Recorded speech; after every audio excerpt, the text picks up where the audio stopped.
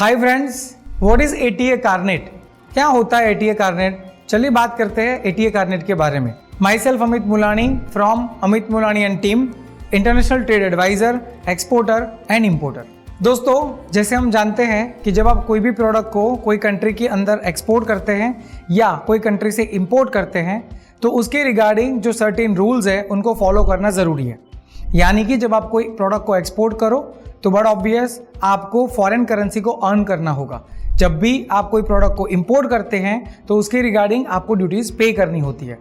पर अगर आप कोई प्रोडक्ट को किसी कंट्री के अंदर फॉरेन ट्रेड पार्टिसिपेट करने के लिए लेके जा रहे हो, या तो किसी प्रोडक्ट को सैंपल के बेस पे दिखाने के लिए लेके जा रहे हो या तो सर्विस के बेस पे किसी प्रोडक्ट को ट्रांसफ़र कर रहे हो, जो प्रोडक्ट आप वापस लेके आने वाले हो उसकी जो भी पर्पज़ है वो ख़त्म होने के बाद, तो ऐसी कोई भी प्रोडक्ट को विदाउट पेइंग ड्यूटी आप कैसे सामने वाले कंट्री में इंपोर्ट कर सकते हैं और विदाउट गेटिंग मनी आप कैसे इंडिया से एक्सपोर्ट कर सकते हैं। बट ऑब्वियस इस काम के लिए जो पर्टिकुलर टर्मिनोलॉजी तैयार की गई है उससे हम बोलते हैं एटीए कार्नेट। दोस्तों, एटीए कार्नेट को कई बार मर्चेंडाइज पासपोर्ट भी बोला जाता है। यानी कि जैसे हम बाहर के कंट्री में जाते हैं तो हमारा एक पासपोर्ट होता है, वैसे ही आपकी जो प्रोडक्ट कोई स्पेसिफिक रीज़न से बाहर जाने वाली है जो कि वापस रिटर्न भी होने वाली है तो उसके लिए एक पासपोर्ट इशू किया जाता है जिसे हम बोलते हैं एटीए कार्नेट। दोस्तों, WCO यानी कि वर्ल्ड कस्टम ऑर्गेनाइजेशन ने 72 ऐसे कंट्रीज का एक क्लस्टर बनाया जो एटीए कार्नेट के रूल्स को फॉलो करते हैं और इसमें ज़्यादातर वो कंट्रीज हैं जो डेवलप नेशन के तौर पे माने जाते हैं।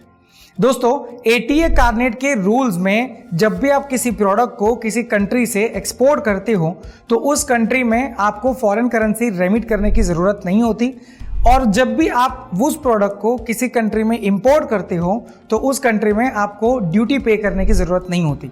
लेकिन एटीए कार्नेट किसी भी प्रोडक्ट को सर्टेन टाइम के लिए दिया जाता है, वैसे कि 3 महीने से लेके 1 साल का इसमें टाइम हो सकता है।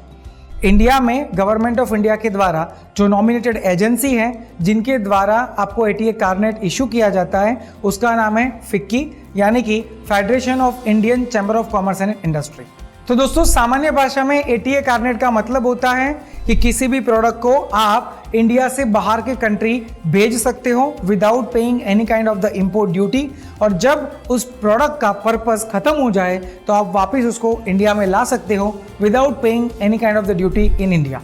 लेकिन एटीए कार्नेट के अंदर कुछ प्रोडक्ट को ऑलरेडी वर्जित भी किया गया है, जैसे कि अगर आप टोबैको, ऑयल, कोई भी अल्कोहलिक बेवरेज या जेमस्टोन जैसी प्रोडक्ट को एक्सपोर्ट या इंपोर्ट करना चाहते हैं एटीए कार्नेट के अंडर, तो ये आप नहीं कर सकते। तो माय फ्रेंड, सिंपल भाषा में एटीए कार्नेट मतलब आपकी जो भी प्रोडक्ट आप बाहर के कंट्री में विदाउट ड्यूटी भेजना चाहो ये उनका मर्चेंडाइज पासपोर्ट है। तो दोस्तों, एक्सपोर्ट और इंपोर्ट की ऐसी मज़ेदार इन्फॉर्मेशन के लिए आप हमसे जुड़ सकते हैं अमित मुलानी एंड टीम के साथ। For the more information you can subscribe our channel. Thank you and stay tuned.